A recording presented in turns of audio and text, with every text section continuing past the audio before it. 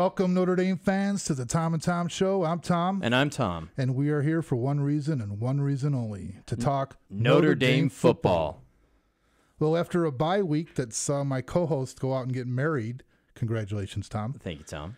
Nice planning around the Tom and Tom Show and Notre Dame football. You got to find the bye week on the Notre Dame schedule. The Irish are off to a 4-0 start. In the past few years, Notre Dame has fallen from a perennial national title contender to a vastly overrated and underperforming pretender. But not this year, Tom. Again, after a bye week, the Irish are off to a 4-0 start, their best start since 2002. Your thoughts on the season so far? Hey, this season is exactly where I think we all would have hoped it would have been before week one. Notre Dame had a lot of questions. Let's not fool ourselves. With a young and inexperienced secondary, a redshirt freshman at quarterback, there was a lot of question marks around this team and a hellacious schedule starting the season. But now, after 4-0, after vanquished Michigan State team and Michigan with a dominant defense that's really defined this team, I think you can say that that daunting schedule has become a little bit easier. 4-0, let's not get ahead of ourselves. There's a lot of season to play, but you've got to be satisfied if you're Brian Kelly and that coaching staff at what you've seen on the field so far. Let's talk about the offense, Tom. I want you to give us a little bit of an overview of how you think the offense has performed so far to date, and then maybe pick one special player that has really stepped up or has taken your attention. You know, let's just say this, that the offense has maybe not disappointed, but it has certainly underperformed. If there's a weak spot on this team right now, it's on the offensive side of the ball. But, hey, you've got a freshman quarterback, a redshirt freshman, in Everett Golson, who I think at times has looked fabulous, at other times has looked like a redshirt freshman quarterback. But you have a younger receiving core. You've got the best tight end in the country in Tyler Eifert. And you've got an offensive line that at times has looked very dominant against Navy, at times has looked a little suspect like it did against Purdue, but has all in all, I think, played well enough to win. The team is 4-0, but if it wants to be 7-0, if it wants to have an undefeated regular season, that offense is going to have to get up and start putting some points on the board. If I had to pick a player, and I know at the beginning of the season I would have kicked myself if I said this, Tommy Rees. Backup quarterback. Coach Brian Kelly's looked at him as a bit of a relief pitcher of sorts. He's came in relief for Everett Golson twice, guiding the team to victories twice against Purdue in the waning moments. And in Michigan, pretty much the entire second half, Tommy Rees was at the helm and has played well. He's played like the veteran that he is. He's played sound football. He hasn't made mistakes, which is what really spotted his 2011 season. So I would say he's been the most special piece of that offense, but in a different way. He's not a starter. He's a guy that I don't think a lot of people expected to see in this role at the beginning of the year, but he's performed admirably. But Everett Golson's still a starter, and I think he's got a lot of potential.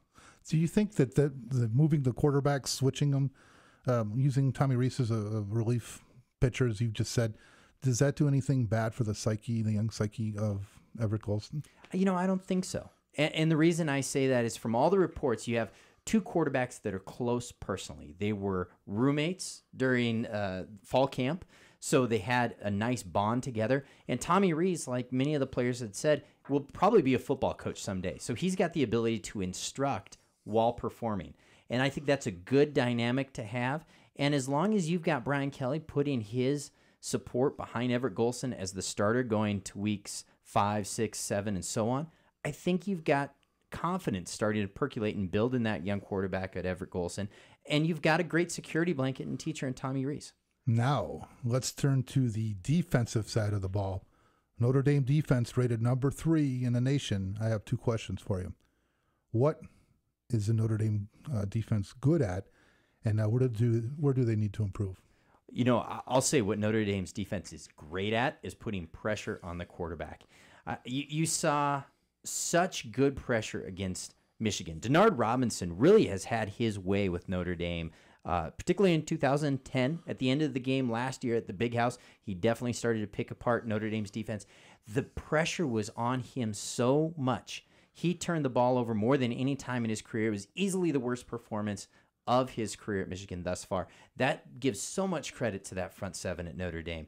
They can rush, they're athletic, they're fast, they know how to protect the field and not give up big plays, and it allows a very young and inexperienced secondary to look very good. Now we've talked about the front seven, and you just alluded to the secondary. Now, the Irish secondary consists of 2 converted wide receivers and 1 converted running back who happens to be a freshman. Did anybody see safeties Zeke Mata coming? What are your thoughts on this young man and his leadership role so far? Phenomenal. You know, he's not formally a captain on the team, but he plays like one. He really does. For a group of athletes that were playing at a variety of different positions, for guys that hadn't seen the field much at all, to come together and play as well as they did against Michigan State, what more can you say about Zeke Mata? He brings that group of players together, and he is really a field captain in the secondary. So as a consequence, you saw some great play out of players. And I think that's exactly what Notre Dame needs right now as they're trying to grow confidence in the secondary. They're going to see some really tough quarterbacks. One this week in Miami, Stephen Morris is going to be a good one. They're going to see a good quarterback in Oklahoma and USC with Matt Barkley. But you know what? They're going to build confidence. They're going to build composure. And I think a lot of that rests on the shoulder of Zeke Mata. Yeah, I have to agree with you. Confidence, just winning some games and keep that momentum going really, really can make the difference. Absolutely. And you had, Bennett Jackson, a good secondary player who had an interception against Michigan. I don't think you would have seen that had he not had maybe the support of other players like Zeke Mata. Okay, now we have Miami coming up next. Can Notre Dame keep up their improved play? Now we have Miami coming up next. Can Notre Dame keep up their improved play? That's the question. Notre Dame will win if they can contain Stephen Morris. Stephen Morris was an athlete that we saw come in at the end of the Sun Bowl in 2010 when Notre Dame and Michigan locked horns against each other, and he's grown a lot since then. In the last 2 games, he's put over 1,000 yards up in the air alone. He's done a phenomenal job. And here's the thing, Tom, he's done a great job passing under pressure. When he sees 5 rush the box, he's passing over 60%. So if I'm Notre Dame, I'm Bob Diaco, the defensive coordinator, I'm saying, how do we limit his options when he's getting rushed, which Notre Dame's going to rush him. They've rushed every quarterback you've seen so far. How do you limit his options in his play after that? So if you have an inexperienced secondary, you're going to rush the box. You've got to say that there's going to be some opportunities for a Miami team on paper. The numbers would say that.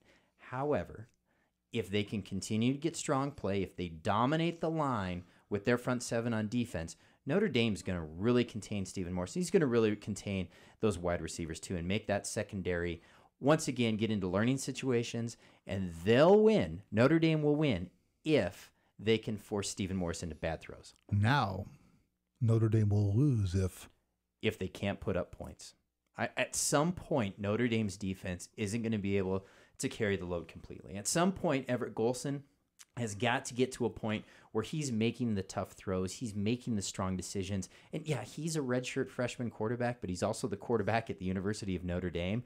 No more stressful position in college football. So he's going to have to grow.